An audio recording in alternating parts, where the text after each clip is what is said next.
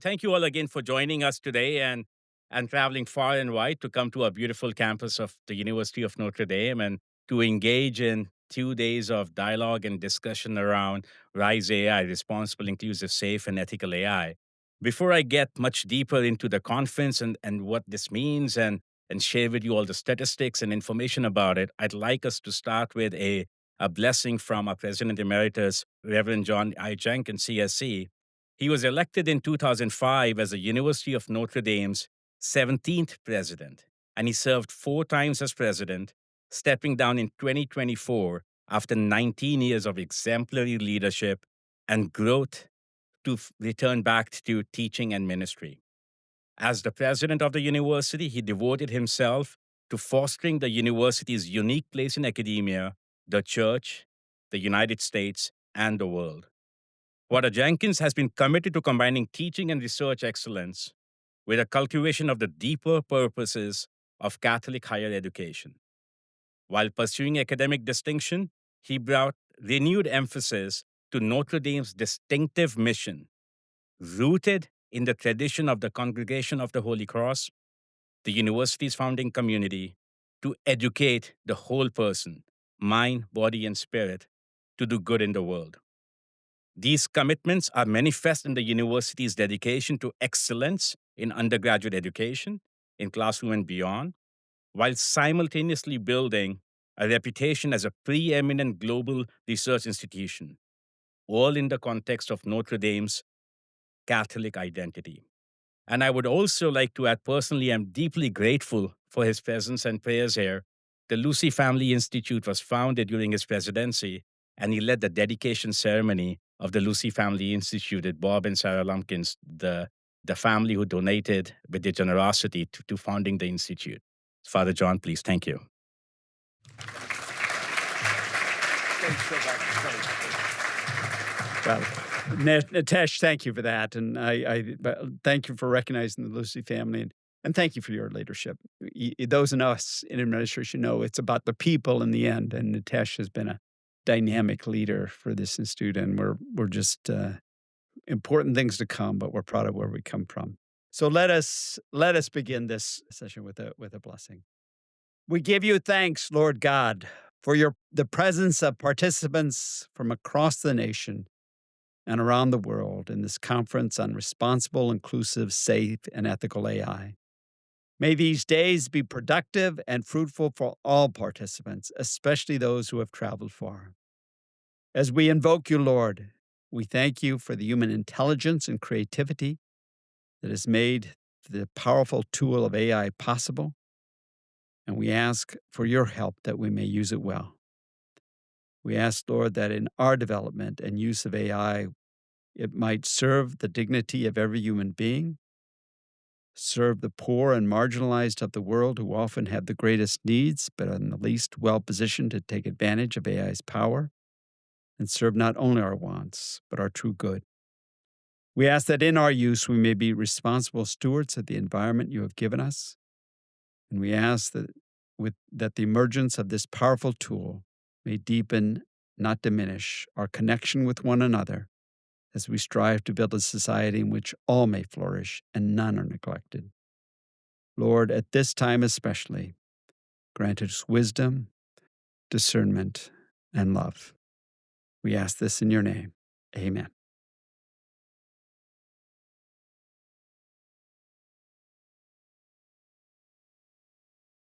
Thank you so much, Father John, again, and let's thank him, please.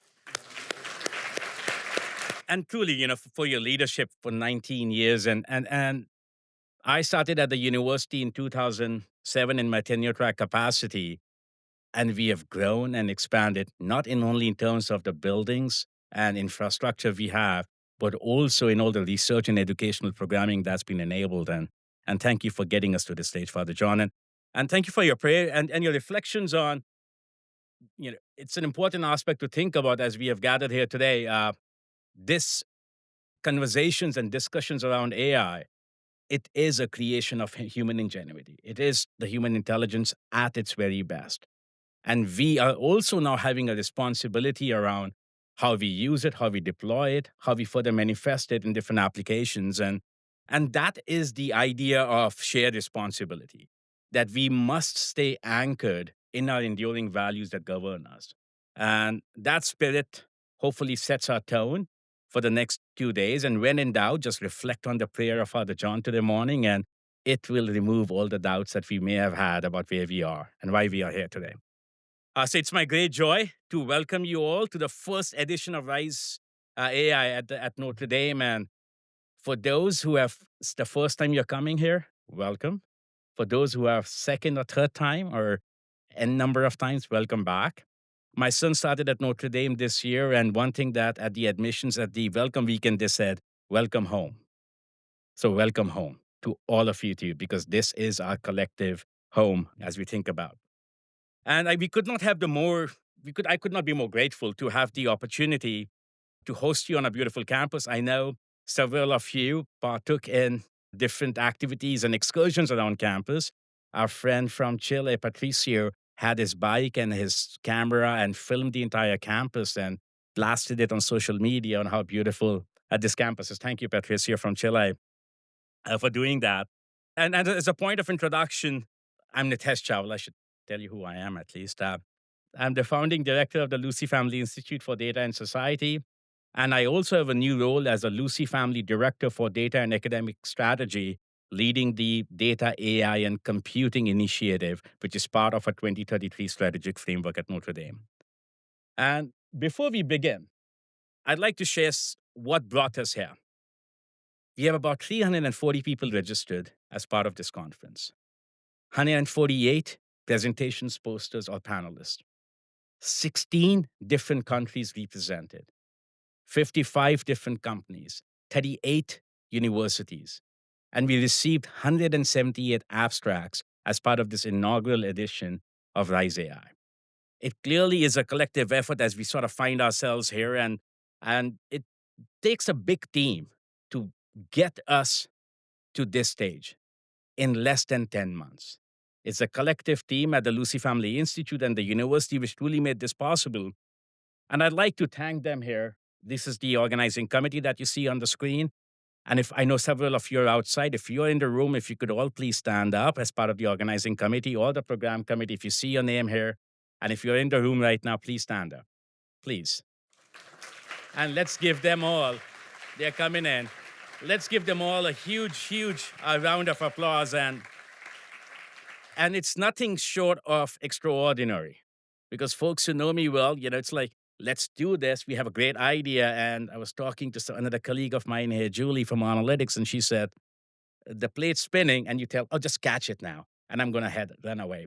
But this is truly a collective. You all have been deeply instrumental in shaping it, in getting us here, and all the hard work that has gone in, and including the advisory committee that is coming together from all across campus. When we set out on the mission of doing this conference, we wanted to make sure that we have our campus strengths represented in the formation of the program, in the formation of the dialogue. So we have individuals and faculty leaders from all colleges and schools part of helping us shape what Rise AI could be. Because it's not just an initiative that could sit in that this is a vision or an idea. It is a collective formation of our thought, collective formation of our community. So I'm deeply grateful to the entire advisory committee as well, which helped us really form what this idea and mission could be. And I'm also very grateful to everyone who has traveled to be here. As Father John also pointed out, that, traveling from far and near, some of us had difficult travels, maybe 1 mile away. Some of us traveled from as far as Australia, Vietnam, and all over the world. We have every continent in this room today represented. So thank you. Thank you for helping us shape this dialogue. And I do realize that getting to South Bend, which is, of course, one of the best cities in the world, and I hope you get to experience it. I used to live in Toronto before moving to South Bend, and we needed a bit more excitement in our lives, so we moved to South Bend from Toronto. Trust me. But we know it can take an extra flight or drive to get to South Bend. So thank you. Thank you for coming. And what we did in return to welcome you all. We worked very hard to make sure you have glorious autumn sunshine awaiting you. And we also made sure Notre Dame wins the football game. Go Irish. We did all we could. I can't promise the same weather for next 2 days. We really tried, we prayed, but I hope you get to enjoy. But I do hope that our presence, our energy, and our sunny dispositions amongst us today bring the warmth inside. We may not need the sun shining outside because all of you would be the shining stars and sun. I would also like to acknowledge our sponsors whose support has been vital in making Rise AI possible through their generosity, whether it's 1842 Fund, Accenture team, Artificial Intelligence Journal, Analytics, Industry Labs, Johnson & Johnson, MasterCard. If you are here, could you please stand up if the representative is from so we could thank you? Please, thank you.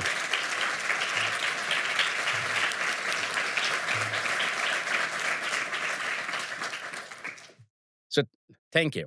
Because it, as I said, it requires a village to pull this all together. And again, let me remind you, in 8 to 10 months of time, we find ourselves here with this collective commitment and collective support from each other to grow what this Rise AI enterprise could be. And to give you a bit of a background as well, so on how we even found ourselves with this Rise AI conference, the Lucy Family Institute, as I mentioned earlier, was established in 2020 with the generosity of Bob and Sarah Lumpkins. And it was clear when we even founded it back in 2020 that it's Lucy Family Institute for Data and Society. Where society is not an afterthought. Where society is not a band-aid that we put out data science for social good. We will figure out the social good as we go along. But we are Notre Dame. Society is intrinsic to what we do in our research, is intrinsic to how we think about education, is intrinsic to how we think about our local and global engagement as a university as well. Hence, this data and society, where every work we do is not only grounded in what are some of the fundamental data AI challenges we may tackle, but what does it mean for society? What does it mean for society? What translational impact it can have? What considerations and ideas we can generate from that perspective? And as a result, every year at the Institute, we embrace an annual theme, and that guides our work for the year. In 2023, 2024, our focus was on translational data science and AI as we tried to tackle the challenge of what does it mean to bridge the last mile? How do we go beyond the paper that we may have published to a societal application? How do we go from this is an idea, this is an innovation, this is an algorithm, or this is a method, or this is a new tool that we have created, and make it work for the problems that we intend to solve? It's not just a promise in the research paper. Oh, someone will do it if you do it this way. But that last mile challenge is hard. And several of us who work here who are coming from corporations or companies realize that getting that product market fit is one of the hardest things. So how do we sort of go through that? And then for this academic year, 2024-2025, we decided that our annual theme that will govern us, or the framework that will govern us, will be responsible, inclusive, safe, and ethical AI. And I still remember that at our all-hands meeting in December, there was excitement and, yes, some nerves as we said, hey, let's organize a conference. It was December 12th or 13th, just before we were breaking for holidays. Think about ruining people's holidays, right? You say, hey, let's organize a conference in come October. We didn't have a date yet even because we had to understand what's Notre Dame football schedule is going to be so we could host all of you on campus and ensure that you have places to live and stay at near campus during your time here. At that time, what we didn't realize is you're going to be packed between 2 game weekends.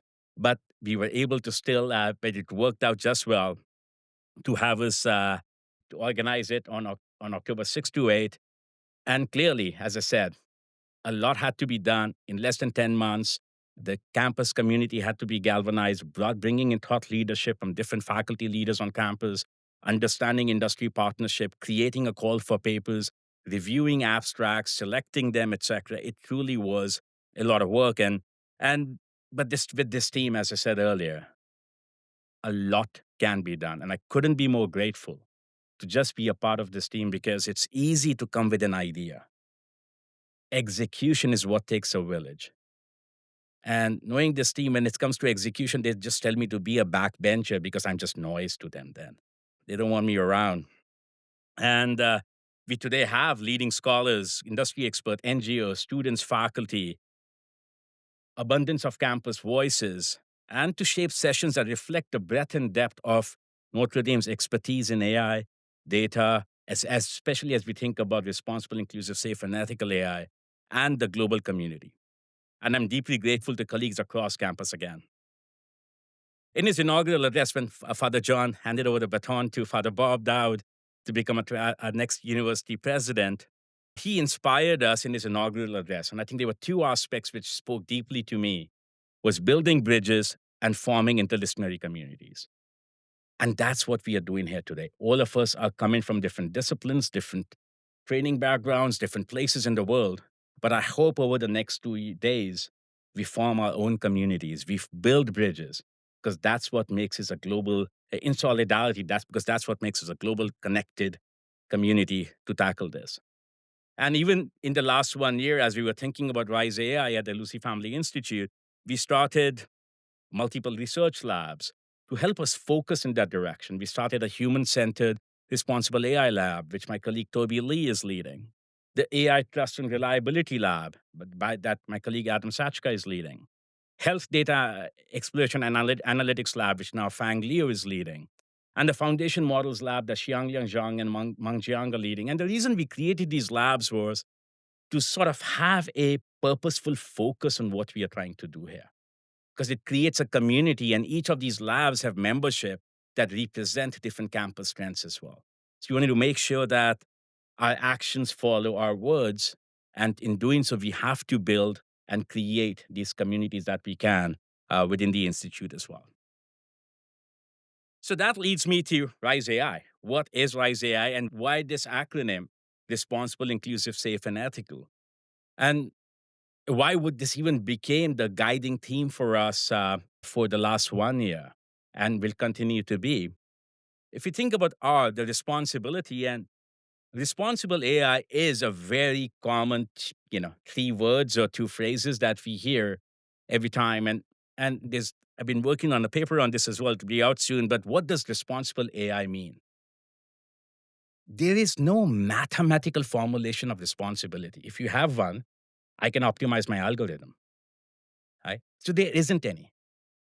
So the machine learning model, at the end of the day, underlying all of this, it's a transformer architecture, a neural network, is optimizing on error. There's some loss function. There's no loss function that we optimize. There's no gradient descent on responsibility. So then that sort of thinks about is like, let's keep that AI model aside for a second. What is that journey of AI as we think about data collection, data use, the model developers, the model users, the deployment pipeline of AI? That's where it's a shared responsibility across the continuum. So how do we begin to think about responsible AI from that perspective? Inclusive is, are we inclusive of all the voices, not only here within the United States, but globally? We had an amazing session by the Latin American leaders this morning, and they were talking about that, the different indices and preparedness of Latin American countries today in world of AI. These language models are largely trained in English and with the data that's been created by the predominant users of the internet. What happens to all the voices that are not represented? And even within the United States, the small to mid-sized enterprises, they are not as represented in this. Look, some communities are not.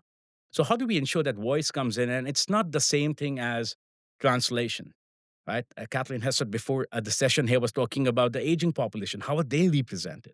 How can we be inclusive of all? And that's a big challenge. And it's not just we'll get translation from English to Spanish, but I've been to Chile enough, and there's Chileanisms that only Chileans understand. Right? It doesn't go to any other Latin American country. And likewise, I was in Kenya, and there was a lady sharing her experience where she talked about she was asking a chatbot, and she said, "My baby is not in play." In Swahili, the chatbot said, "These are the toys."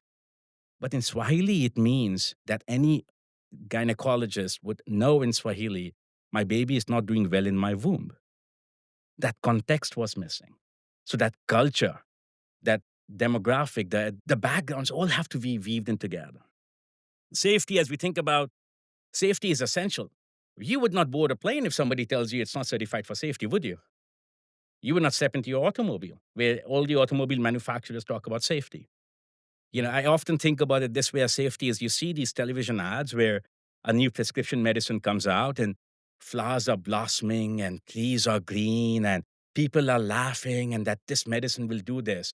And then a fast talking voice says, and if you do this, these are the side effects, ba ba ba ba ba ba ba, and you may die, right? But we but somebody has tested that safety. Today, we are interacting with these AI systems without quite having an assessment.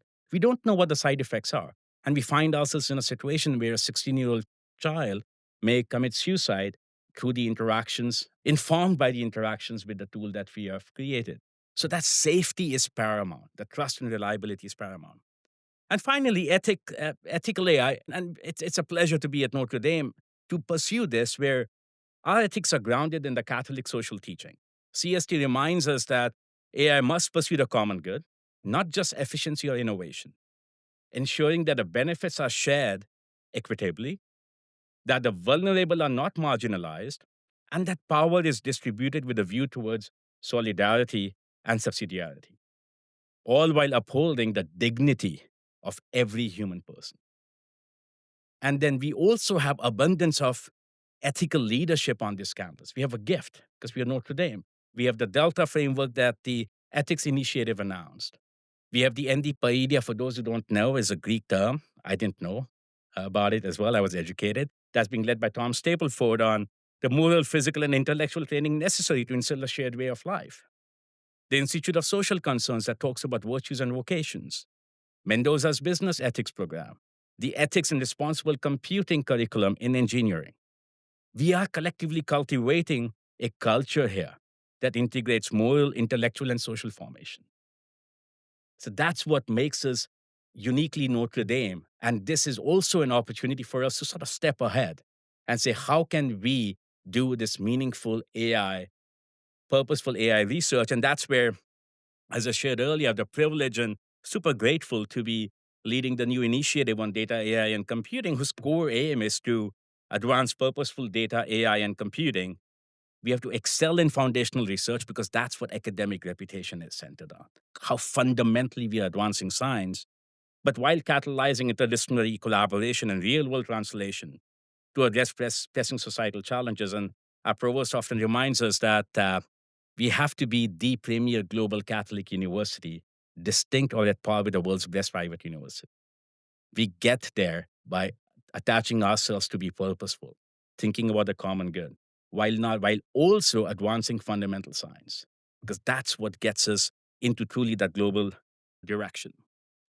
So, this is just a beginning, my friends, and thank you for joining us here today. It is just a beginning, right? We are going to continue. We're going to spread. There'll be amazing dialogues that will shape, and we have to get it right. We have no other choice. But I do know that collective us here from all over the world, every single continent represented, if we can't get it right, I don't know who would. Right? And if we can't get it right under the shadows of our golden dome, I don't know who would. So I think so we have to get it right. We will. And we've already been delighted by the conversations that are emerging on let's do a Rise AI on roadshow in Latin America, Rise AI Africa, all in the spirit of solidarity, the essential tenet of Catholic social teaching as well. So I hope the next 2 days form partnerships, inspire new research, and set a compass. More importantly, a moral compass on how we shape AI for the world and how we can together rise to the occasion. And with that, I would introduce as our provost, John McGreevy, and who is the Charles and Jill Fisher Provost at the university. He's the university's chief academic officer and is responsible for the stewardship of the mission, serving as the principal representative of the academy to both internal and external constituencies and leading strategic academic initiatives on behalf of the university. He's a graduate of this university and then did master's and doctoral degrees in history from Stanford. And he's an acclaimed historian. I mean, his books, especially on Catholicism and the history of that, is essential read for everyone. I encourage it for everyone in the room. And he's the Francis A. McEnany Professor of History as well. at the University of Notre Dame, and he has he's challenged us with the 2033 strategic framework at the university, which I'm hoping he'll be talking about shortly. And that initiative asks us to think about big challenges, the problems that that need solving, the problems that need Notre Dame to be present for across the dimensions, whether it's poverty, sustainability, or democracy, ethics, data, AI, arts, global Catholicism, like what kind of research agendas we should pursue from that perspective. And he's also given us as a university an important charge. Think institutionally, because then we form communities and build bridges. So as we can keep that in our mind as a university, what does the institution as Notre Dame is today and what it needs to be? I believe we can tackle some of the hardest challenges. So thank you, John, for your leadership and joining us today.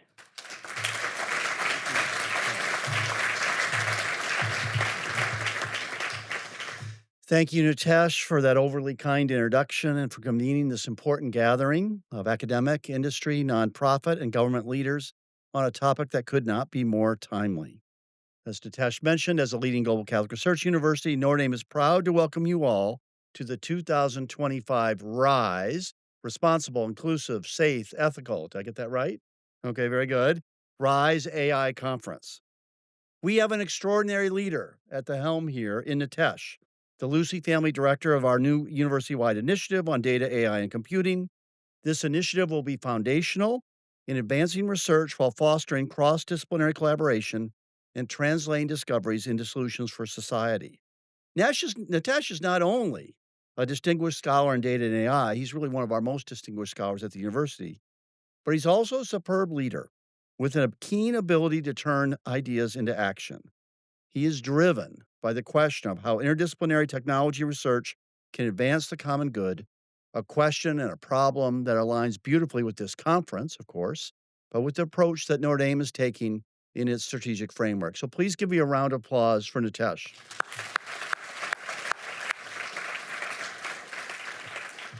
What is that strategic framework? We call it Notre Dame 2033. It's about building bridges across disciplines, across sectors, and across borders so that our work contributes more meaningfully to our students and to our society. This approach includes 8 university-wide strategic priorities that align with our distinctive mission, from poverty to sustainability, from democracy to health and well-being. These strategic initiatives are coordinated efforts drawing on expertise from across campus and partnerships around the world to advance research, teaching, and human flourishing. Already, these 8 university-wide initiatives are helping us think better as an institution.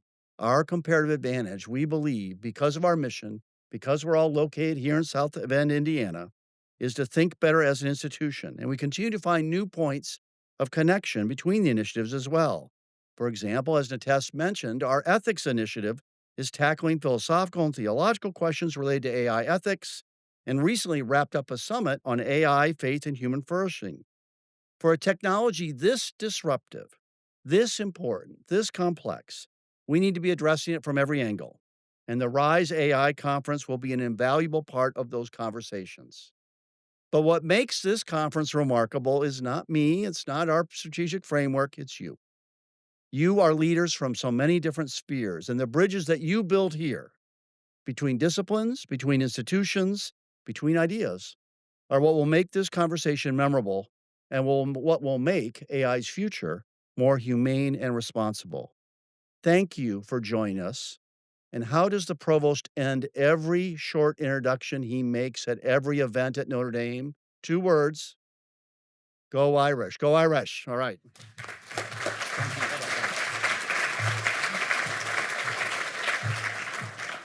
Thank you so much, John. I appreciate you taking time. I do realize that you have a class or some teaching to go to as well now. So thank you so much for taking our time today to join us. And now we would be moving on to we'll have a couple of talks before we have a keynote session by our friends from Ascension as well. And these 2 individuals have been dear friends and have been generous supporters of what we do at the Lucy Family Institute and what we do even within our community. So I would first introduce Martin or Marty Rogers, who's on a board of trustees at the University of Notre Dame. and he's the US lead for health and public service client group at Accenture. He's also a member of Accenture's Global Management Committee. Marty worked on Capitol Hill prior to joining Accenture and helped write several successful pieces of legislation, including the creation of AmeriCorps and making the Martin Luther King Jr. holiday into a national day of service. Thank you, Marty. He earned his bachelor's degree from Notre Dame and an MBA from Harvard. And personally, Marty, I'm deeply grateful for your friendship and support, your personal generosity, and Accenture's generosity for supporting us over the last many years. And what started as the Health Equity Data Forum has grown into this because you believed what we could do here. So thank you.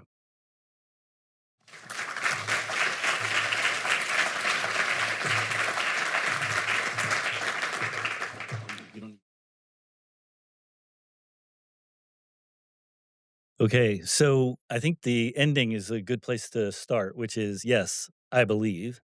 And as the provost said, I believe in all of you. And part of the reason that I'm here today and the part of the reason that Accenture is here sponsoring this event is a profound belief in the fact that something that Margaret Mead said a long time ago, which is to never doubt that a small group of thoughtful, committed citizens can change the world. And indeed, it's the only thing that ever has. Never doubt that a small group of thoughtful, committed citizens can change the world. Indeed, it's the only thing that ever has. So, as we start today and as we think about getting together today, Accenture is a large global company, right? We have been focused. We're 800,000 people across the globe. Many of our clients are in the room. We've been working on issues of technology and transformation related to technology for years and decades. So, why be here and why be here now? And why start this journey 3+ years ago? Well, first of all, we like to bet on winners. And Notre Dame is a group of winners. And we, as was mentioned, Nitesh and Father John and the broader board and its support for moving from just talking about doing things to actually doing things and driving results in action really does make a material difference. The other reason that it's important that we are here and that we wanted to fund this initiative is about the criticality of data and AI moving forward to our society. And Notre Dame is a place where that discussion can be held. We have invested nearly $3 billion over the last couple of years in AI and in generative AI. We have with us our global responsible AI lead, who is my colleague and also part of our global management committee, Arnab Chakraborty, who will also be doing a presentation later on in the conference. The reason we're both here and the reason that what we bring to the table working now with over 6,000 projects in generative AI across the globe is a perspective of just how rapidly this is changing the game. And when you couple it with other emerging technologies like quantum computing, the game and disruption is going to continue to happen even faster as we go forward. And so as we gather together today, I think it's important that we do pause and we think about why this time, why this moment, why this place. First, as was mentioned by the provost, Nitesh, earlier, one of the things that I say all the time when I go and I meet with clients is that partnership is the new leadership. Partnership is the new leadership, right? There's nothing, especially with how fast disruption is coming all across so many of our sectors, whether it's politics or it's social or it's economic or it's technological or otherwise, change and disruption are happening too fast. We do a study which shows in 5-year increments how much disruption is taking place across the globe. And what it has shown is that in the last 5 years, compared to the prior 5 years, disruption is up 400% across a number of different indicators. Any one of our enterprises, any one of our institutions that we are representing can't go and navigate all of that change, all of that disruption, all of that pace of in need of talent alone moving forward. And so it's increasingly important that we think about partnership as the new leadership, and we think about it, as Provost McGreevy said, partnership across sectors, across disciplines, and in particular, also partnership that is across folks that are coming with different backgrounds. The second reason that this gathering is particularly important, and especially as we look around the room today, we didn't envision 3 years ago that this would become as international as it's become and as rapidly as that has happened. We didn't envision just how inclusive this conference would become and its stressing of an inclusivity moving forward. And as I was preparing to talk to everyone today, one of the things that kept coming back to me was my dad. And I kept trying to like think of something else, but dad kept popping back in my head. I kept wondering why. And then finally I figured out, well, I'm just going to have to go with it, figure out where it takes me. And one of the reasons I think Pop was on my mind is my dad also was a Notre Dame graduate. And my dad is a story and was a story of inclusion. He was one of the first African Americans to go to the University of Notre Dame. He came here in 1951 before Brown versus the Board of Education. As he broke down barriers here, he would go home after graduating to the city of Philadelphia. The presumption was, the prevailing wisdom was, that he would go to Temple Med School and he would go and work at the Black Hospital in North and West Philadelphia called Mercy Douglas Hospital. But Notre Dame is a place where values inform scholarship, and scholarship leads to service. And Notre Dame is a place where once you are part of this family, you get a chance to be lifted up by others. And so when he went back to Philadelphia, a young nun in the suburbs of Philadelphia heard about this young Notre Dame graduate. And she decided she was going to take a chance on this individual after doing due diligence. And she was going to have him integrate the suburban hospitals all around Philadelphia. She chose him carefully, and she gave him visiting privileges at Sacred Heart Hospital in Norristown, Pennsylvania. The public hospital next door was so ashamed of the fact that they didn't grant visiting privileges to Black doctors that they matched that and did the same thing and gave him that opportunity as well. And so he would move from Philadelphia out to the suburbs. And it actually was harder to find a home than it was to find the job because no one would sell to us. But that journey, the reason I share it with you is that decision of inclusion by Notre Dame, that decision of inclusion by Sacred Heart Hospital and Montgomery Hospital would eventually lead to the fact that my dad would create the #1 family practice residency program in the country while at Montgomery Hospital. So that bet on inclusion was really a bet on excellence, was really a bet on abundance, was really a bet on potentiality. And that when we are inclusive, all boats rise. The third and final reason that it's important for all of us to gather here today and to be here today really is that this is a moment. This is a moment where collectively we all have to have the courage to say, you know what? Despite what we might see in our politics, despite what we might see in the broader society, we have to say that ethics matter. We have to say it and say it loudly. And we have to say that we have the courage to make sure that technology cannot advance unless it is uplifting humanity and human dignity. That is our challenge. That's what we have to be courageous to be about.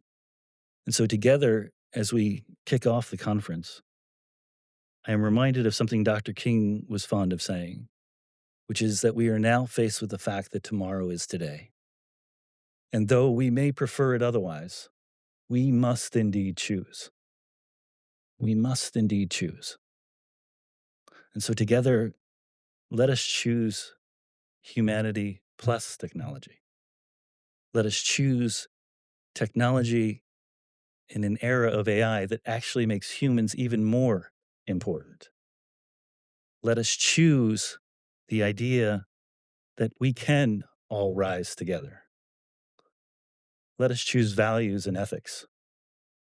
Let us choose to rise. Thank you very much.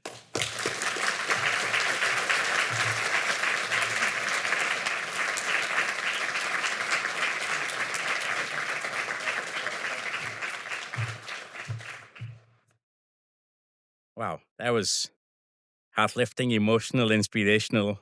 I'm sure there were some tears flowing down as you were talking, Marty. And thank you so much, not only for sharing your thoughts, perspectives of where we should go, but sharing a deeply personal story as well. So really grateful. And I would now like to invite another dear friend of mine, Tracy Graham, who's the founder and managing principal of Graham Allen Partners, a private equity firm that specializes in investing in and building technology and technology enabled companies. And he leverages his long history and successful history of successfully acquiring and operating businesses to provide strategic and operational support to a growing portfolio of small and middle market companies. And he's currently focused on how AI and analytics can be leveraged to help companies evolve via digital transformation. He received his Bachelor's of Arts degree from Notre Dame. He played football with Lou Holtz as well. And he's been really, Tracy and I got to know each other about 14 years ago, Tracy. And as we were starting our journey with founding Analytics together, and he sees it, right? He knows where data AI tech will go, and is bold in his vision, bold in his investments, and also, I always appreciate the heated conversations about data AI we have gotten into. Folks who have been in the room know what happens when we are in the room together talking. So Tracy, thank you so much for joining us today and sharing your perspective. And I should also add that Tracy also serves on the board of trustees of Notre Dame, as well as many other board commitments throughout the city of South Bend and beyond. So he's an amazing community leader, in addition to committing to the data AI tech movement in South Bend, Indiana. Tracy, thank you.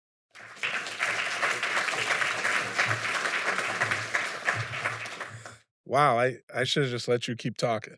That's much better than I'm gonna do. I often wonder, Nitesh and I go way back, like you said, 14 years, and I think, and so Nitesh has always been a dear friend to me, and I wanna thank you for having me here today. I am just so impressed with this conference and the effort and energy that you bring to literally everything you do.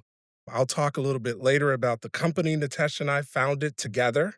Very successful company where some of our colleagues are in the room. Don't sit down in your seat, Julie. You're she's she's doing that. I'm literally honored to be surrounded by all of these innovators from, I heard the stats Nitesh laid out earlier, 16 different countries, people who are fundamentally shaping the future of artificial intelligence. And it is my passion.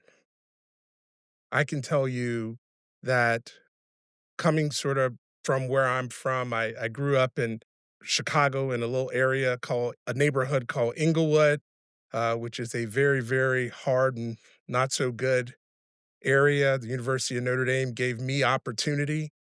And so I'm extremely passionate about making sure that this thing called AI gives opportunity to everyone. But I'm going to begin with a very simple statement. We are living through one of the most significant transformations in modern history. For decades, we have talked about how AI might transform business, transform the world, medicine, energy, all the things that we all talk about today.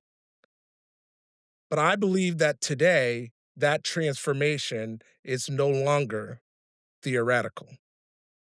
It is real. And that it's real whether or not we ever reach what most people are investing in today, which is trying to get to artificial general intelligence or ASI, artificial superintelligence. I actually don't think for the overwhelming majority of people that it matters if we achieve that or not. The capabilities of AI today are going to and are affecting the lives of real people. Ask me how I know. My job, literally what I do every day, what I'm passionate about is finding things that most people overlook. Literally, that's what we do. That's how we drive value. Things that you walk past and we come right behind you and pick it up because you didn't see value in that. Data is one of those things. I started our thesis with a very simple question. If data is so important, why isn't it on the balance sheet? A very simple question. You can read a balance sheet of any company. And then I would ask, and I literally would go around and Nitesh and I would talk about it and argue about it. And I would say very clearly, where is it on the balance sheet? And then I would say, hey, if I took all your data, what would happen? And every person would say, well, we'd be out of business. What do you mean take all my data? Oh, I said, so that's pretty valuable, right? But yet, when you do an acquisition or acquire a business, there's no value given to the data. So, of course, we built a thesis around acquiring businesses and associating value to data. We built a company called Analytics. Nitesh and I, with a few of our colleagues, we started with 3 people. We have over 350 today. We started with 0 revenue. By the end of this year, we'll have over 100 million today. We hope to be and expect later next year to be one of the first companies, or in the first quarter of 2027, to be one of the first companies, tech companies, in our region to file for public offering. Those are pretty bold things, and most of them started because of our partnership, business and the technology and ethics right here at the University of Notre Dame. And people would ask, why did you stay in South Bend? Now, I graduated in 1995. We started this company in 2011. So there was about 16 years where I was here. And I can tell you, I always made an excuse. Someone would say, I came in 91 for my freshman year. Someone would say, hey, what are you doing in South Bend, Indiana? Oh, yeah, I'm a student. I'm a student at Notre Dame. Then in 1995, I graduated and I ended up staying here. I thought I was going to be a teacher. I spent a year studying, getting my master's in education or working towards my master's. And then I started this business. And then people would say after that, hey, why'd you stay in South Bend? I would say, oh, yeah, I got this business. It was a business. I have to stay here because I started a company here and so on. And I would do that. And then eventually, when I got around to analytics and I started working with Nitesh, it became so evident that the reason that I was staying in South Bend is because we have a real competitive advantage. Now, a big part of that competitive advantage is the University of Notre Dame. There's no doubt about it. I say to people in our community all the time, we should be cheering outside of Father John's door first, and now Father Dowd's door, outside of their doors, because of what they've done to help build this community and connect us to business in this community. RISE is just another example of the many things that the University of Notre Dame has stepped into and tried to lead on issues that matter most. This community was one of those issues. So to make AI work in the business world, we believe you need a few things. First, you need data. We think it's the most important component of AI, and we don't think you have actually seen the real value of data because today what you see today is large language models, and you see power and energy and data centers and NVIDIA chips. All of you see that on a regular basis, and that's where we are building the foundation. But ultimately, we believe what will distinguish a model from the other is the underlying proprietary data that ultimately drives the ability of that model to perform as well as it should. We believe that's the value. And connecting that is what Nitesh and I did here at Notre Dame. We also believe that those models are smart, extremely smart.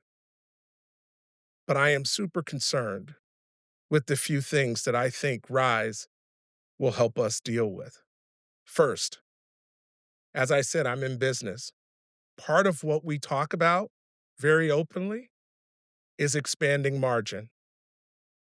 We talk about being more efficient. Most of the use cases that you see today in the world are driven or focused on driving efficiency. And I'm going to be extremely honest. That really means figuring out ways, in some cases, in most cases, to have less people doing some of the repetitive work that people are getting paid to do today. That scares me because those people have children. They come to work and pay for college and school and sports and all the things they do. And I'm concerned that they are overlooking the importance of this technology and the impact of this technology on their specific jobs. I'm in it every day. I'm in the boardrooms. I'm in the I'm buying the companies. We are analyzing them. We have a full team of people who do that. And part of that analysis is focused on driving higher margins in those companies, which ultimately make them more valuable. The second thing I'm concerned with is that if you are training models on current data, then it is extremely likely that the same biases that exist in the current data will come through in those trained models. That's a challenge. How do we deal with that? I hope, and I'm sure from my conversations with you, Nitesh, that RISE will look to try to address and educate us on those types of issues. So there are big concerns with all the opportunity of AI. There are critical concerns that we have to address. And that's why I think RISE is so important. Quite honestly, we don't in the business world get up every day and think about these specific things that RISE is trying to address. And that's why, Marty, it's so important that you continue to partner with those people who have expertise, who have mission, who believe that these are the things that are also important and that this technology goes well beyond the financial benefits that may come from doing it. So, again, I'll go back to South Bend because I want to hammer this home. I mean, I'm telling you, I know you guys come from all over the world, and Nitesh made a joke about needing excitement and coming from Toronto, so he moved to South Bend. And I'm going to give you the honest truth. Here's the truth. We're building. There's opportunity here. The University of Notre Dame has stepped up in ways that really, I think we could never have imagined as a community. I'm grateful for it because Notre Dame has really helped me at every step of the way. I just talked about being from Inglewood and growing up in a pretty impoverished situation to partnering with one of the preeminent AI professors in the world and building a company that we may take public in the next year or so. That is not possible without the University of Notre Dame. No way. Partnering with businesses and people in our community, partnering with all of you. South Bend has other advantages. I believe that almost every small business that needs to start, one of the most important things you need is customers. We have a lot of lower middle market businesses that are willing to cooperate and be customers for us as we innovate and do things like AI. South Bend has been great for that. I think when people talk about South, you'll hear a lot of people talk about, well, we're 90 miles away from Chicago, right? And that will be a selling point, if you will. I was, it's I this may be a little crude, but I joke with my wife when somebody says that. I said, that's like saying you should date me because I'm really close to the guy you want to date. that's I don't think that's a big selling point at all. At all. What I will say is this, that when we want to get something done, Notre Dame can convene all the right people to help get it done. They can call the few or sometimes many people in the region and get them together in a room like this, and that allows us to move quickly. Nitesh talked about moving fast, putting this whole conference together. I know most of you have experience or work within academic institutions, and my time on the board, and I've learned a few things that you can't bring your business way of thinking like we can go right away into the academic environment. Things take a little bit more time. And I think Notre Dame moves quicker than most.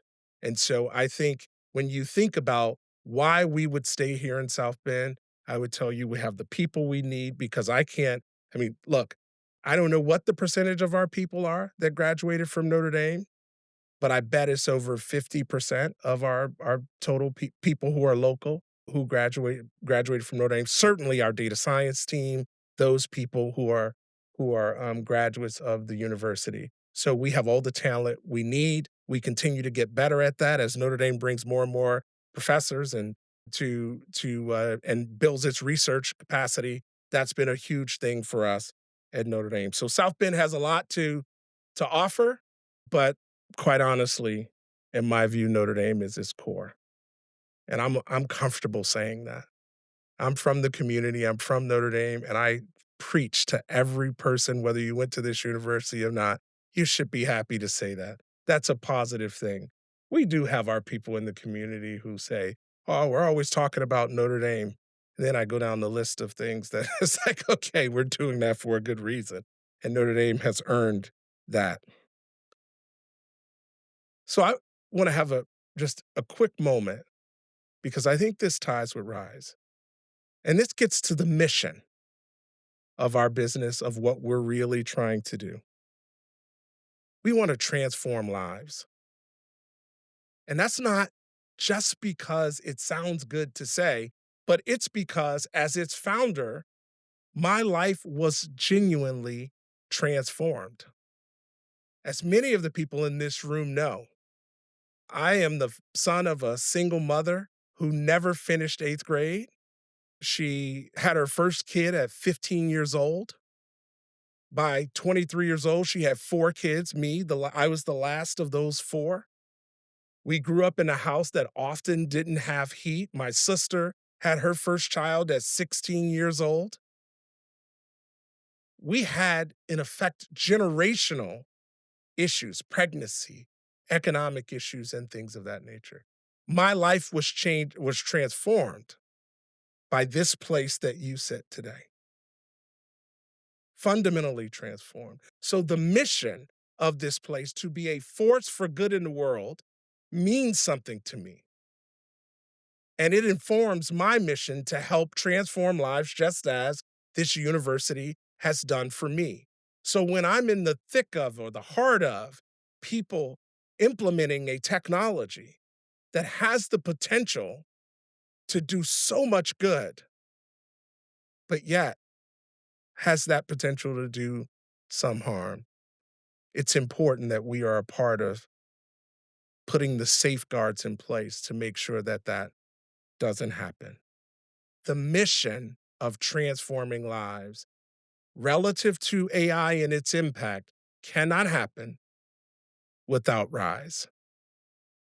and organizations like it. It will not happen because I have caught our own company in some respects in our meetings.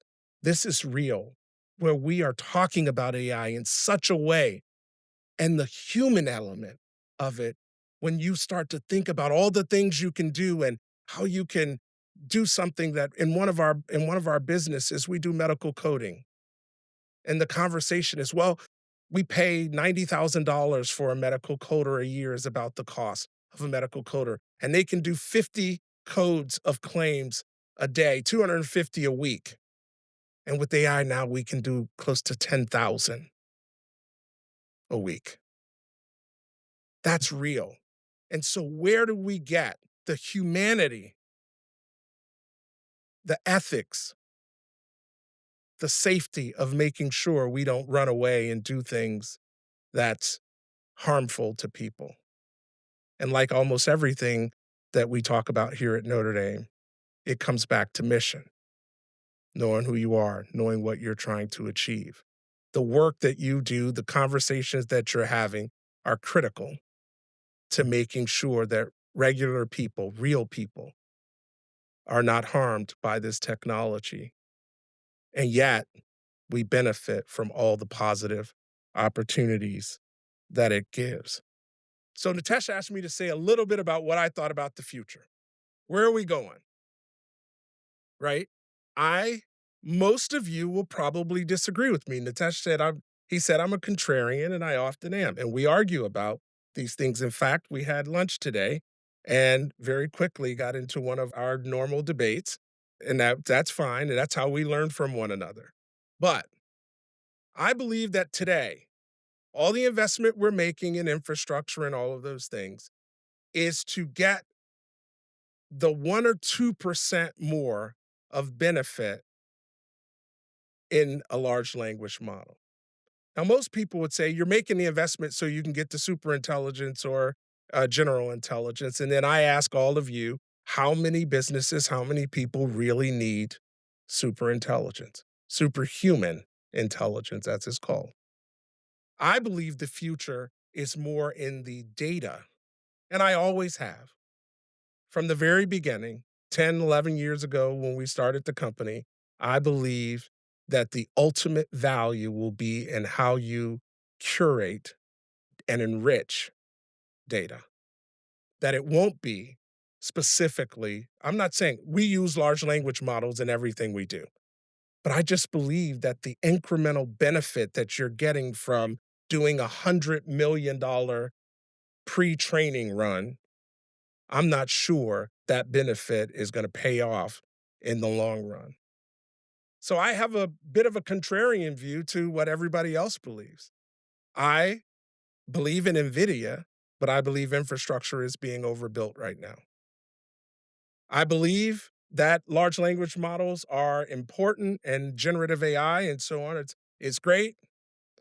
But I also believe that we are going to have a problem with energy, and a lot of people are going to lose a lot of money because of all the investment we're making in big data centers that ultimately some, not all, some will go unused. I believe that has economic consequences that ultimately will drive businesses and people implementing AI to be more aggressive in their reduction of labor costs specifically. So I see a future that might be a bit different than most people see. I understand that every government has to continue to invest in superhuman intelligence because they can't let the other government get access to it without them getting access to it. I also understand that Merck and Pfizer and all of those companies who are in the drug development business could not allow someone else to get access to a technology that could help them cure cancer, and they don't have access. So I believe they're in this loop of investment. But I think the overwhelming majority of the people that we represent, the local business who just wants to be more efficient, the local bank who wants to stay connected to Chase or stay on pace with Chase in their community. I don't believe that those people are the ones who benefit from the massive investments that we get. And I'm particularly concerned with the cost of infrastructure today and how that impacts research departments like the University of Notre Dame.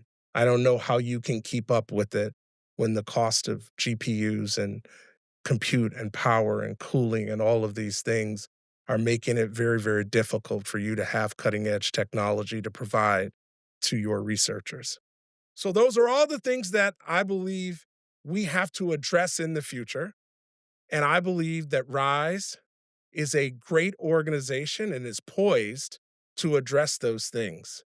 I believe that the work that Nitesh and his team, I love how you honored your team today. That was fascinating and just everything that I know you to be, a gentleman, but an arguer. I promise you guys, an arguer. Anyway, hey, I let's have a great conference. I appreciate Natasha and Father John and Marty and all of you guys. And I believe that AI is a very positive thing, but we need you to make sure that some of us business people don't go off the rails. Thank you.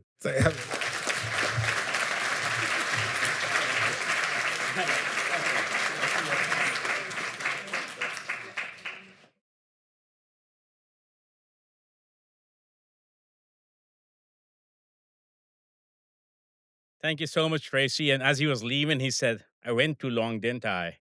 And for those who have known Tracy and his very endearing attributes, it's okay, Tracy.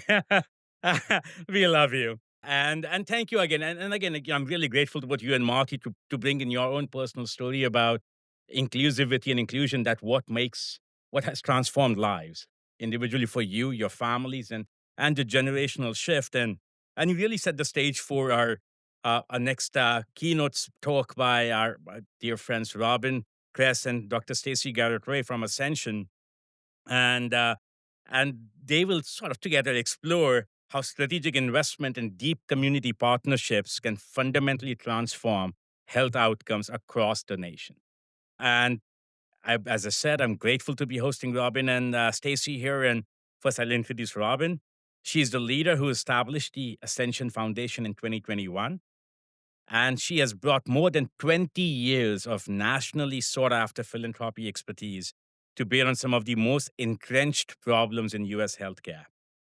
She has inspired high level giving for $1 billion plus campaigns at organizations like Harvard Business School, Duke, and the Smithsonian Institute. And today she drives the foundation's critical work to stem the maternal mortality crisis, to inspire young kids to love science, and build a strong future healthcare workforce. Joining Robin would be Dr. Stacey Garrett Ray. Dr. Garrett Ray is a Senior Vice President and Chief Community Impact Officer for Ascension nationally. She's a board certified family physician, and her career has been dedicated to advancing health equity. She brings a wealth of experience that through her work at the University of Maryland Medical System, where she led population health and clinically integrated networks, and her amazing service and distinguished service as a national leader at VHA, where she focused on healthcare transformation. And I'm also very, it's been an hour of deep gratitude to friendships, to everyone who has spoken before, and thank you to your friendships as well, Robin and Stacy, for believing in what we are doing at the Lucy Family Institute. They've also given a sizable research grant to the Institute to partner with them on their stellar initiative, which we'll talk about today, hashtag goals. Everything must have a great acronym. And I think they get the Oscar, the Emmys, the Grammys, and everything else for the great acronym. It's Go Out and Love Science. And they'll share a bit more about their work. And thank you again to both of you for your friendship and your partnership over the years. Please.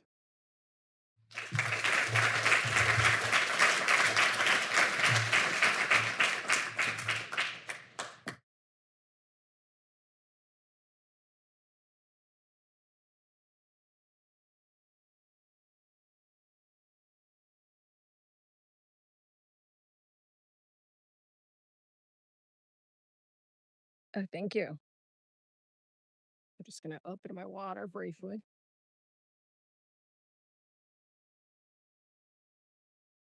So, good afternoon, everyone. As mentioned, my name is Stacy Garrett Ray. and I serve as our Chief Community Impact Officer for Ascension. So today, and those are our pictures before, but today I just want to really start with a question. And I feel like the speakers that we had most recently, just before us, actually helped to share and tee us up very well.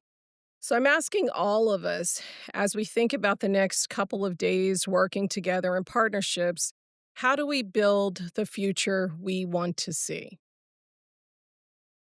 Now, that's not an easy question for us to answer, but I ask that we think about that and be very intentional to be able to envision what that is, because that'll actually impact our partnerships that we create, the actions that we take, and who we are working alongside with our journey. I want to give you a little bit of background about our ministry with Ascension. So, Ascension is one of the largest nonprofit healthcare Catholic health systems in the United States. We have almost 100,000 associates, 23,000 aligned providers that work with us, and collectively almost 125 hospitals as well as senior living facilities in which we serve. This is just showing where we are located currently. So in the teal or sea mist color, depending on what you like to call it, this is where our current presence is. And we have what the opportunity, and we're very blessed to serve about 5.2 million unique patients alone in the last fiscal year. And so with that, that equated to almost 12 million unique visits to our physicians and clinics just in FY25 alone. I want to break that down a little bit because what we're going to be talking about today is about the inclusion. And I think, one of the other things I want to really stress, hopefully, that you'll hear is that we are at a critical point together. This is the time to disrupt.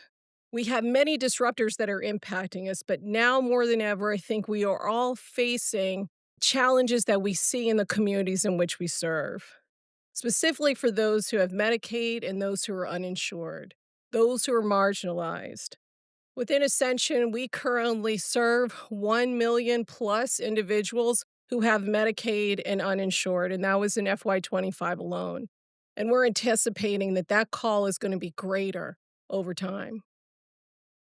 So I want us to step back a little bit and let's just go through. I know this crew already knows a lot of this, but I want us to talk about what really is going to impact the outcomes of those that we serve in the future.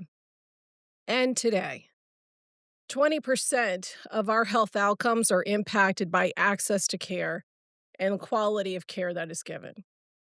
So imagine what's going to happen when access is impacted for those most in need. I want us to think about the fact that 80% of the health outcomes that we are thinking about each and every day that are important for us about where we work, play, and pray, they're impacted by those social drivers. So how are we going to create a change to think about the socioeconomic factors that impact each of us, which is a large portion, or the physical environments in which we live and how that can impact our daily lives each and every day, or our health behaviors that also affect how we're able to come for our families and our coworkers within our communities. 50% of those social drivers are traced back to our zip codes, where we work, play, and pray. That is a data element. That is something that we have to think about. So it's not only that we have data that someone has brought to us or that we are able to ask a question when someone is coming to our doors, but how do we start to understand the communities in which we live, in which we serve, to better create the impact that is necessary? We are in a ministry where we say we have a healing ministry. And in order to heal, that means you have to understand the whole person. You have to understand that there are significant shifts that are also impacting the delivery of care each and every day. I know the gentleman Marty had brought up earlier, just about in the past 5 years, we have seen significant changes within our nation. And so when you think about that, less people are going inpatient, more people are thinking about ambulatory and virtual care. There's increasing economic pressures as well as financial need. How many of us have gone to the grocery store? And I mean, I will tell you, I was there on Sunday and I picked up a bag or yesterday and I was like, that's it. That's it. Did you miss a bag? And she said, no, no, ma'am, that's it. Well, I feel fortunate I can actually pick that bag up, but there are many people that cannot.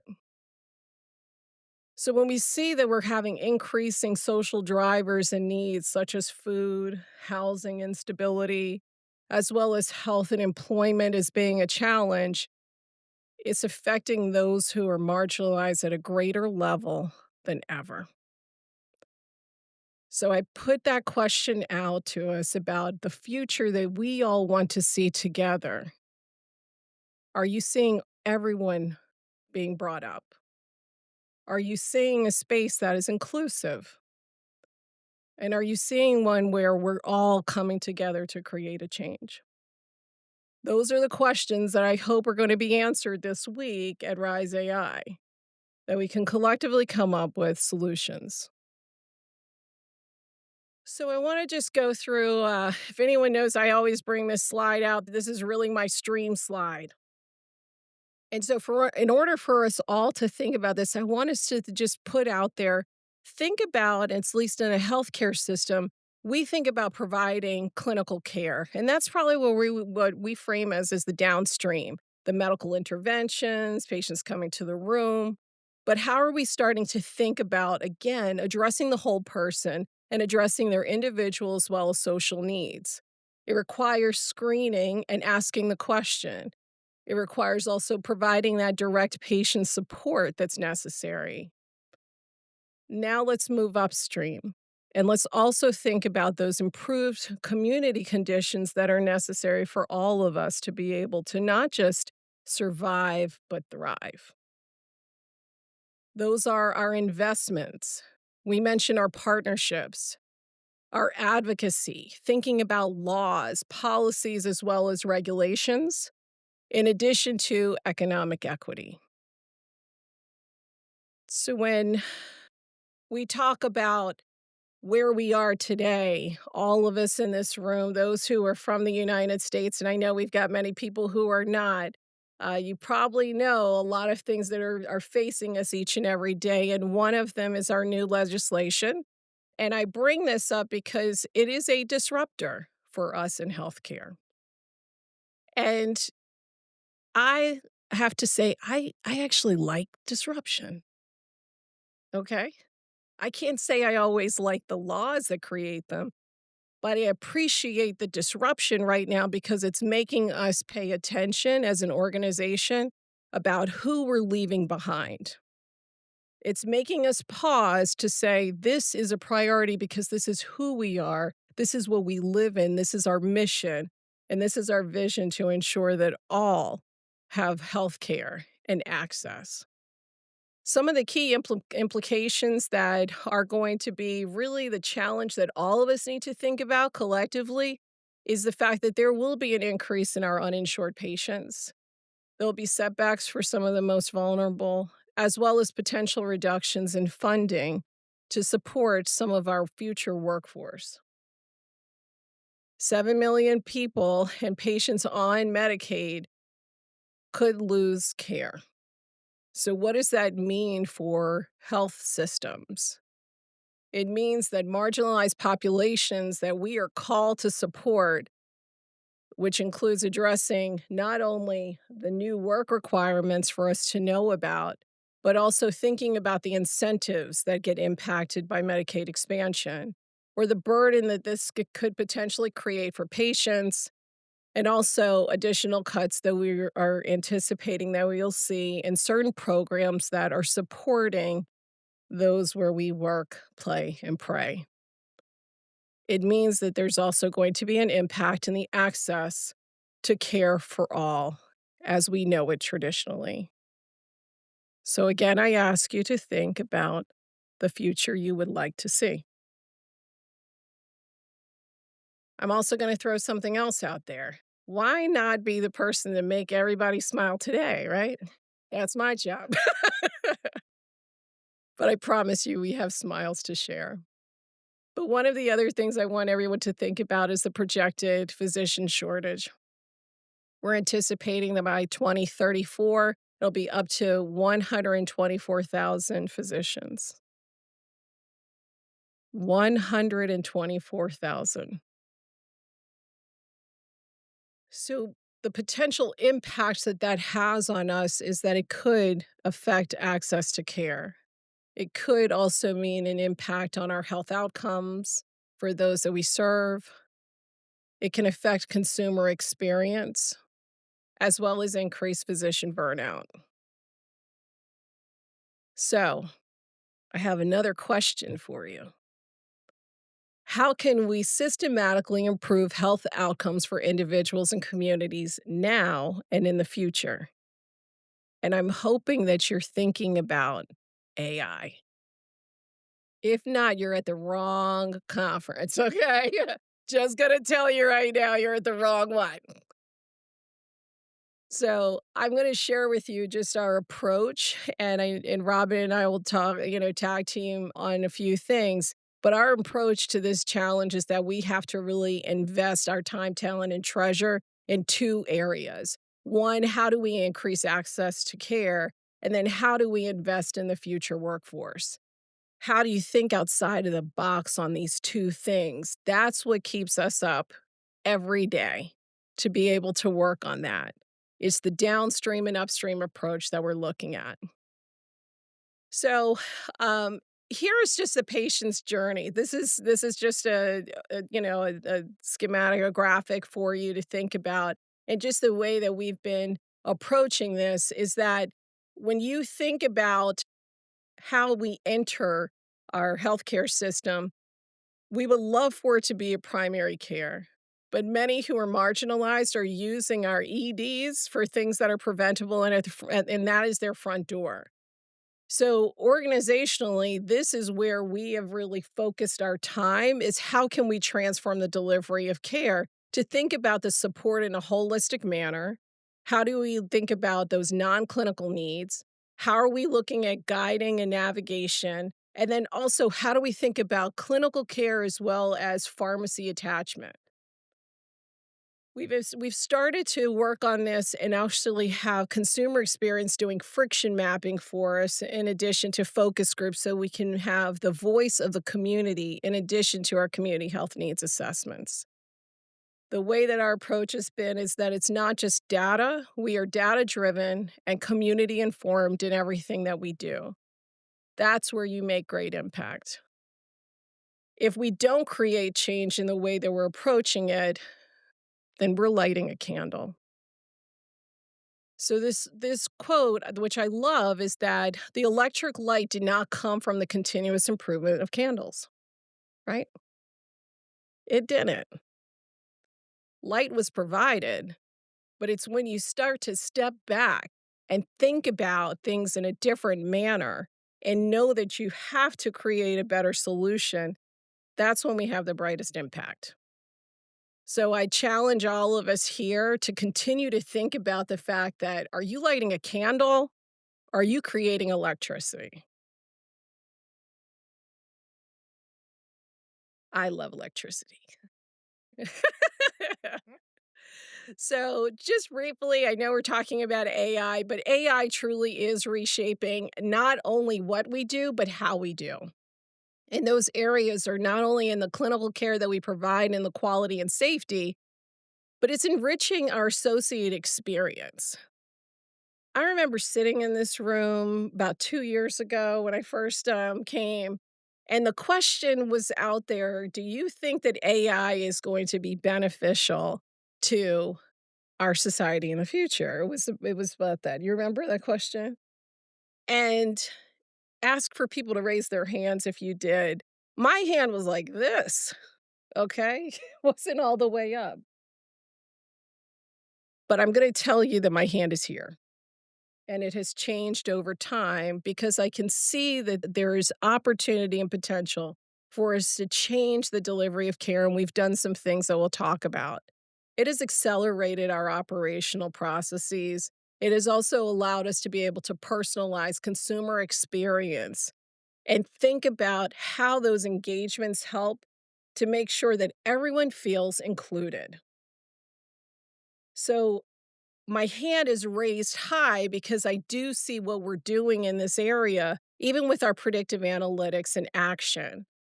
Our Ascension Data Science Institute is just been amazing, and we have a representative here from our ADSI team.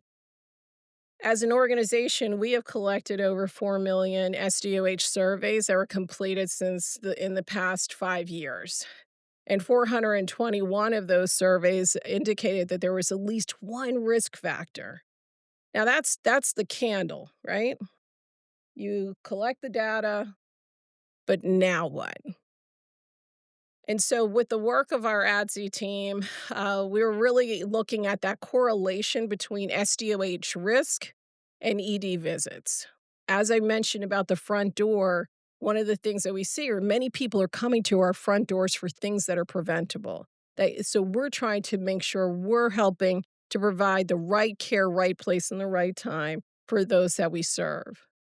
So, with this, we were able to really look at what is the relative impact of the individual needs. And so, with all of the questions that are provided, you'll see that we do talk about the impact of food and feeling unsafe, et cetera, and housing.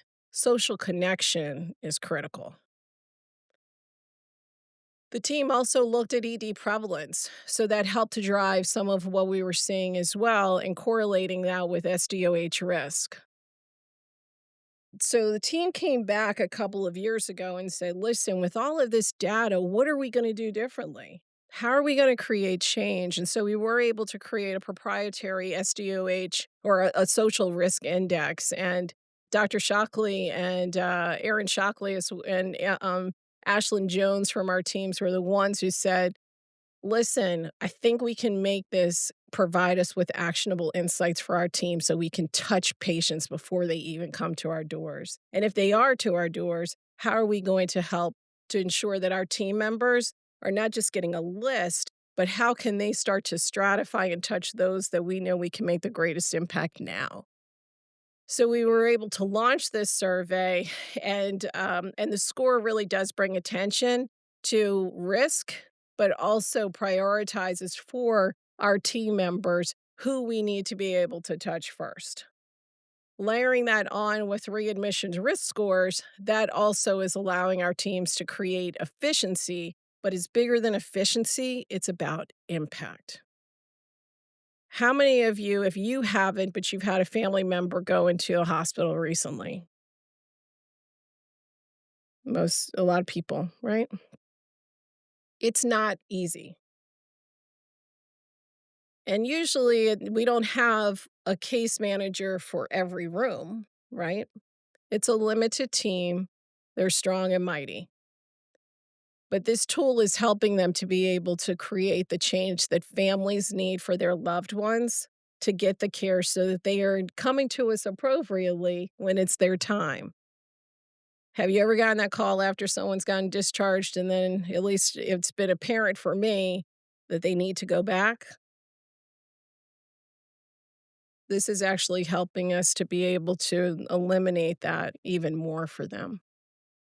So it's creating the change that we like to see, and it's something we're tracking over time so we can make some actionable insights and investments in the care that we serve. So I've shared with you about how we're doubling down on some areas, right? It's thinking about the stream, it's how we're advancing our health outcomes. But the other part is how we plant seeds to invest in the future. How are we going to approach the physician shortage that we see or the shortage in healthcare moving forward? So this is just the journey to becoming a physician. And I would say my parents would say it's not, I have long on here. We have long. They would say it's long. But many of us, we start with really thinking about the last two areas to really invest, right? You think about That's where you're gonna be focusing. It's either during, like, your undergraduate time, medical school. We're thinking about this differently. So we are actually investing, yes, in the undergraduate place, but the thing is, we're doing that with the partners, but we're trying to look as upstream as possible in middle school. That's where you think about the electricity. That's where you think about really instilling in kids that ability for them to visualize themselves in these careers and telling them that they can. These are the aha moments that we are creating in a place of, like, real life as well as in a virtual world. So I'm really excited to be able to hand this over to Robin, who's gonna share why middle school.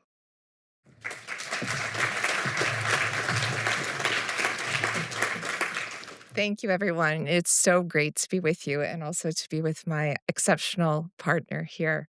And I know some of you aren't from the United States. So, middle school is what we call sort of ages 11 through 14, if that's not something that you're familiar with.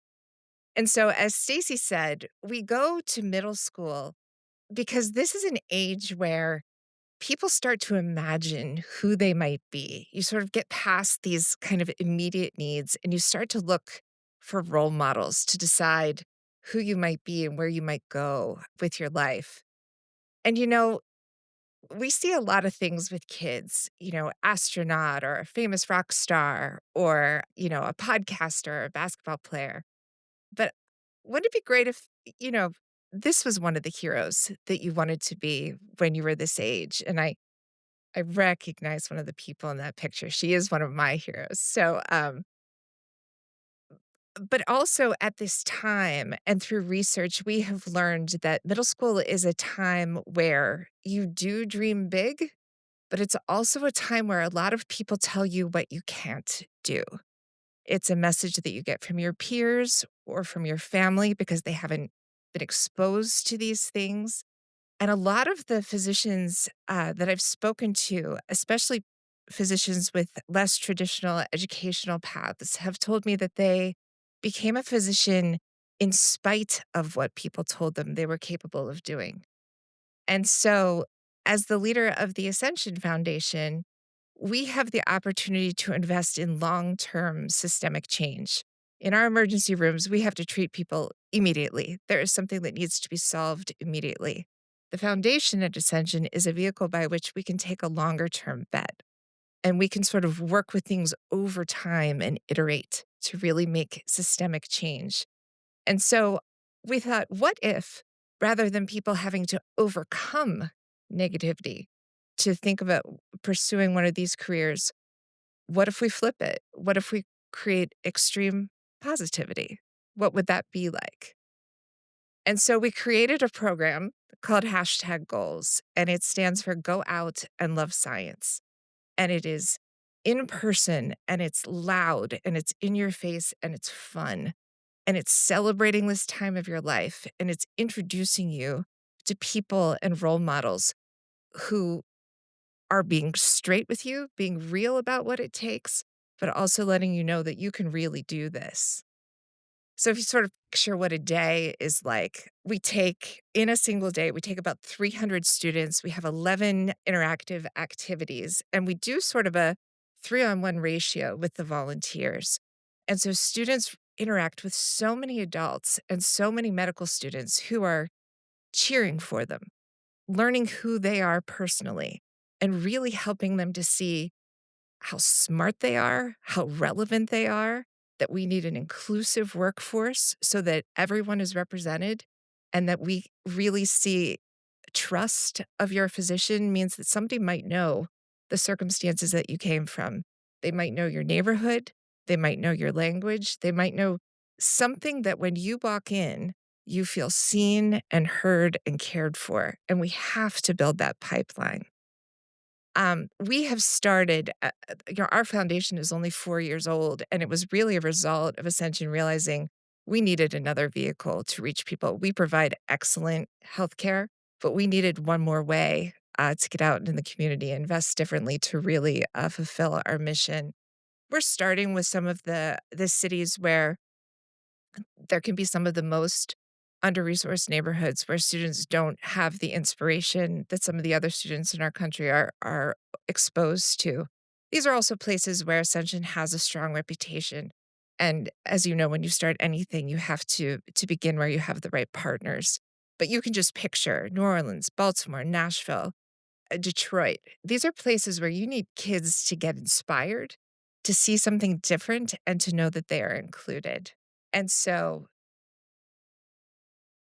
we're going to show you something in a minute, but we make the student the hero for the day. And you get to actually try dentistry. You get to scrub in and go into an operating room. When you get in there, there's a big old game of operation, that we played when we were kids. But you learn the process of going in and really what it takes to concentrate in that kind of environment. You learn to draw blood. It's actually Kool-Aid, but you know, and I actually can't get near that thing because it looks a little too real, but but you become the hero of the day, and there are physicians and medical students working with you. Elephant toothpaste, chemistry. Nitesh was in Nashville with us a year ago. We couldn't get him out of the chemistry lab. He wanted it to explode even more. But we also, we have a disco CPR room where you walk in and it's a disco light hanging. It's dance party music, but you learn the beat by which you can resuscitate a loved one. And so really kind of flipping it so that you learn in a different way, in a way that sort of relates to the senses of a child that age. And so we've done a good job of surveying kids at the beginning of the day and at the end of the day. And we're so proud to say that at the end of the day, we tend to have kids be 49%, that's been our average score, more interested in a career in healthcare, dentistry, or research. And that's a huge move, beginning of the day, end of the day. The other stat that kind of surprised the team was the needle really changes in I see myself going to college. So forget being a physician. You now are aware that you are smart, you are seen, and you are someone who can have big goals. You can go to college. And that's huge. That's a huge impact. But I've done philanthropy for a while. And the thing about philanthropy is adults can get very excited about something. It can feel good to everybody. It can be high energy in the moment, and it can be an incredible photo op. But is it working? Is it actually working? Is it actually changing things over time? And so we've been so lucky to be here at Notre Dame for different meetings and meeting the faculty here. And over time, talk to some of our friends, starting with Nitesh, and saying, this is such a kind of vulnerable age group. We think we're making an impact. We don't know. And we want to change what we're doing if we're wrong. How do you study a group of kids like this safely? How do you do it authentically? How do you make sure that if we're investing this money that we're really doing the needle and moving the needle and that we shouldn't be doing something else? And Nitesh said, let's figure it out. Let's really look at it and figure out this is data and society. How do we do this? And so I can't tell you how much we needed to find a partner really committed to this approach for using data for good. This is this could be a dangerous age group. And it was so important to find people who shared these values, really anchored in the Catholic tradition, human dignity, safety, all of the things that we all talk about. It had to be peer reviewed, replicable. And so we're not studying this just for us. This is a difficult age group to study. So we need to get this published so that other people working in this area can really get this information. And obviously dedicated to everything that we have said that RISE stands for. And so a quick film with a few people you might recognize. Welcome to middle school. This is what middle school kids are doing now. But in 10 years, they'll be in the workforce, and too few of them are setting their sights on a healthcare career. So, the Ascension Foundation set out to find an exciting, novel approach to help more kids imagine themselves as pediatricians, EMTs, and other medical professionals. Not enough students are aware that careers in healthcare are available to them. And we've traced it back to middle school. We want you to know that this is a career path you can pursue.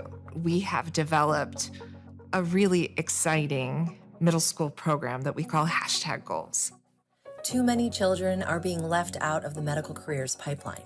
In fact, sometimes they're actively discouraged from believing they can pursue these kinds of careers.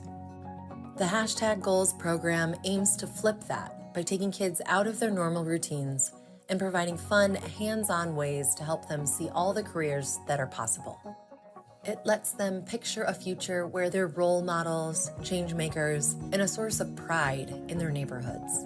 But while an event like #Goals can spark interest, is one day, once a year, truly enough to keep that spark alive? To find out, we partnered with the Lucy Family Institute for Data and Society at the University of Notre Dame. And because we know that this age group is tough to study, we needed to meet them where they are. So where are they? I like to play online games, especially Roblox. Play Roblox. Roblox. I like to play Roblox. We are trying to ask them questions and get their feedback on what is #Goals programs to you. And they usually want to give you an answer what you want to hear. And we want to make sure that we don't want those answers. We want answers something which is coming naturally, flow from them. And we thought maybe it'll be a gamified approach, which is already a comfortable environment for them. What is that game which kids really like and very fond of? And it was the game of Roblox. When the customers come in and then you cook them their food, the different amount of stars mean like different amounts of money. And then you put your money into your store. Kids were already playing Roblox. So, the Notre Dame team designed a study embedded in a Roblox game to extend the engagement that started at the #Goals event, sustain kids' interest in healthcare careers, and track the event's effectiveness. Our evaluation study is designed to figure out if #Goals is having an impact on children's decision to go into medical professions. We've just launched the game, but we're already seeing positive engagement. Kids do get excited hearing about #Goals. Kids do get excited hearing about Roblox game. So far, the reaction from children really has been very encouraging. Decades from now, this could be your primary care doctor, your oncology nurse, your grandchild's orthodontist. And when someone asks them, what made you want to get into this career? They'll point back to this in-person event they had in middle school and the game they played for years afterward.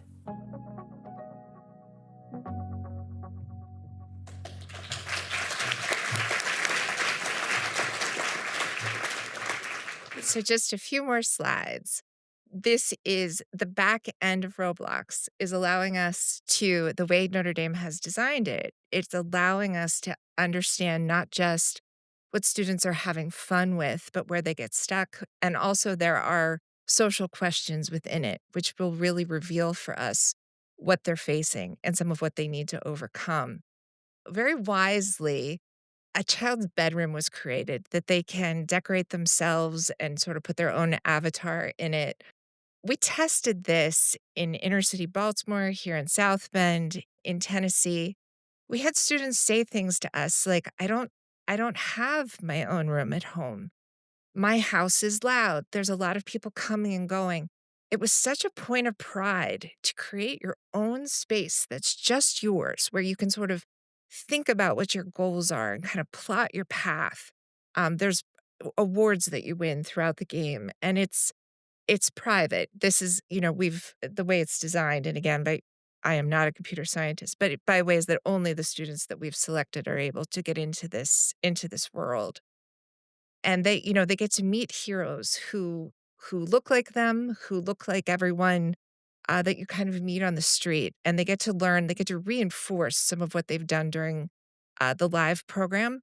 They get to explore more, but they also get to see a little bit of where you can get stuck and just how many challenges there are when you're working through life. We know it isn't an easy path. Stacy put up the whole path. And so part of what we want to do with this game is help people to see that there are obstacles, but you can overcome them. This is when we think about what we're capturing, our researchers tell me it will be about 3 terabytes of data with the students that we're studying. And again, I need somebody to make that real for me. And so they said that is the equivalent of 750,000 songs, enough music to play continuously 24 hours a day, 7 days a week for almost 5 years. And so that is the data that we're collecting about this set. And they are using all of their analyses and AI tools to really make sense of that data in a way that truly, to me, is mind blowing. And so back to Stacy just for a minute to wrap us up. 2 more slides. Thank you. So, how many of you want to be part of hashtag goals? Yes. Okay. All right. Well, we were talked about there were 2 challenges in front of us. And that was one about how to increase access to care, and also how can we really transform the workforce of the future. In each of those examples, we're using AI in some form or fashion. But it's really been critical for us as an organization to think about what are some of the ethical imperatives that we have to ensure are put into place. What are the values in ethical AI in particular that we have to ensure are part of anything that we do? And so it's benevolence, non maleficence or malfeasance. Sorry, and looking at autonomy, justice, as well as explicability. And so those are things that are really fundamental for who we are, but they're centered around those values that we are discussing about how do you create truly person centered care? How do you create person centered experiences, even in Roblox, as mentioned, to create your room, to create your home where you have a place where you belong? We are always putting forward what is about common good. And whatever is done, it's about making things better. Not status quo, not the candle, but how do we create things that will be better for all of us, and think about a place of trust. Think about our privacy and confidentiality for our patients as well as our community members, and respect for their autonomy, objectivity, but also the core of everything that we do is human dignity. So I want to bring this quote up. This is Desmond Tutu, who said, "There comes a point when we need to stop pulling people out of the river. We need to go upstream and find out why they're falling in." So we're doubling down and we're going upstream. And we're hoping to have more partners, but we're grateful. I'm telling you, like coming and meeting Nitesh and the Lucy family has been a blessing, because we have partners who are working alongside of us. And we're really trying to think about what are those solutions, what are those challenges, what are those barriers in a way so no one is being left behind or falling in. That's our ultimate goal. So I end with this saying, to build the future we want, we must intentionally design the systems that create it. The question is no longer if AI will shape our future, but how. So over the next couple of days, Rise AI, the challenge is in front of all of us to create the future that we want to see. So thank you very much.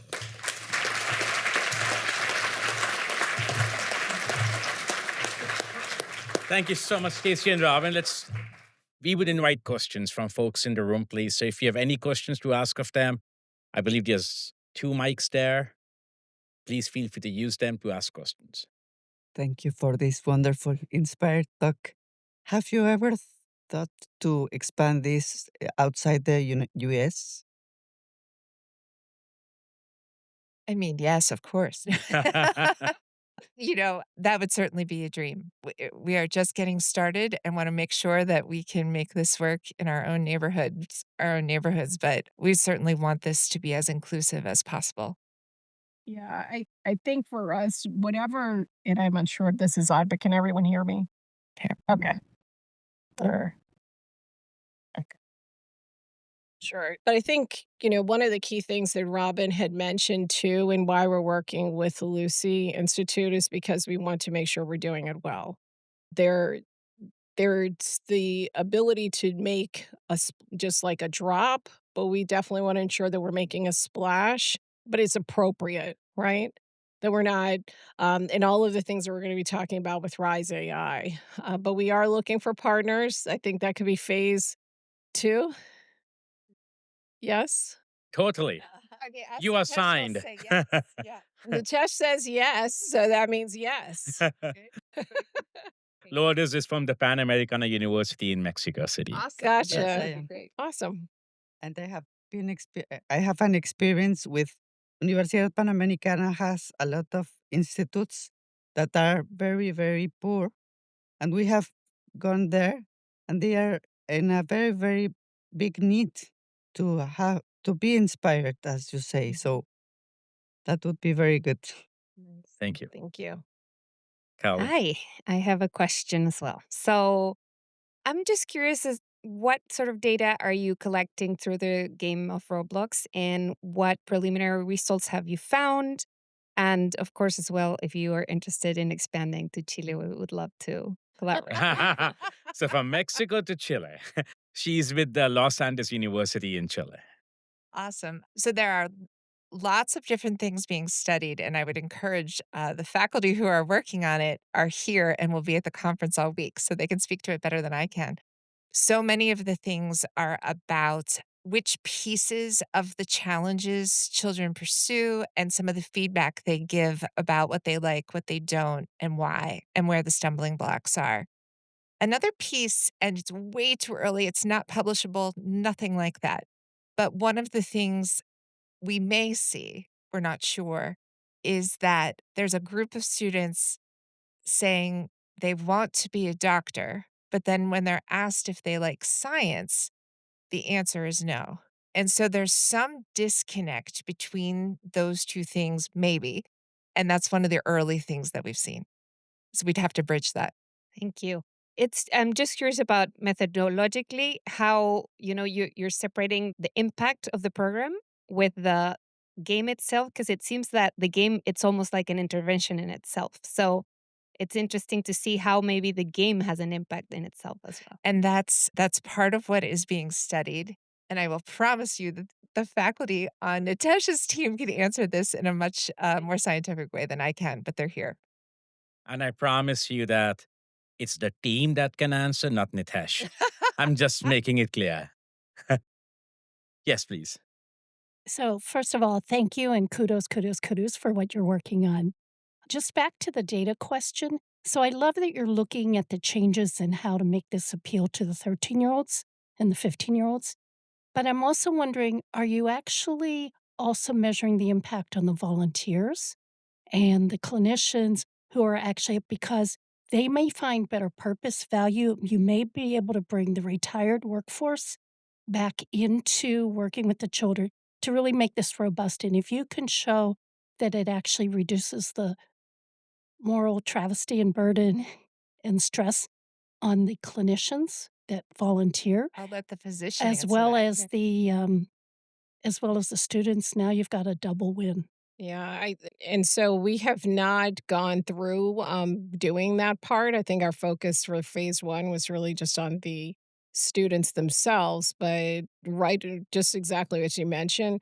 What we have experienced, and a lot of it is anecdotal, we aren't doing collection at this point, is that it makes a world of difference when you go in. I think we may get more from it than the students because of the fact that we remember being those students and to see their just their excitement and to have that opportunity to volunteer and serve.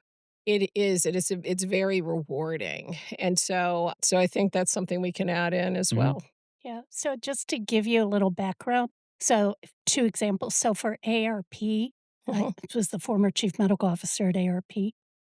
When they did the Experience Corps, which was taking older adults volunteering to read to third graders, the third graders had better education, better outcome, better careers, etc. But when you actually studied the older adults who taught, they felt value in life, they had a sense of purpose, better health, better outcomes that come with that sense of purpose. And there's actually a study that looks at healthcare outcomes. And if you volunteer anywhere from they looked at 61 different risk factors that were attributed to risk of hospitalization. We know if you exercise, you've reduced a hospitalization, right? That's about a 20% risk. If you volunteer 2 to 4 hours a week, 100 to 199 hours per year, you actually reduce your risk of hospitalization by 27% more than exercise. So I thought that's why it's a Yes. real value to get 2 goals. So I'll tell you anecdotally, we were in Nashville 2 weeks ago at Meharry Medical College, and the chief medical officer for the state of Tennessee for Ascension came by truly to shake the hand of Meharry's president and Zip, right? He's one of the busiest people on the team. And, when he found me, "Hi, Robin, I'm here. I'm going to say hi to Dr. Hildreth." Zip, zip, zip. Within a half an hour, he came over to me and said, "I just called my assistant. I've changed my whole day. I need to stay here. This is where I need to be." And he was, letting kids put splints on him and showing them sutures. And, he was changed by it. And so I watched it. I also watched a kid who had never, ever thought of this, sewing up kind of fake skin and telling me, "I am really good at this. I think this is what I'm going to do." And it makes a difference on both ends. Thank you so much. In the interest of time, let's again give. And thank you again for such an inspiring keynote and leaving us with thoughts to think. How do we do it? And I think I was thinking about Stacy when you were saying your hand was here, now it's here. She has risen, right?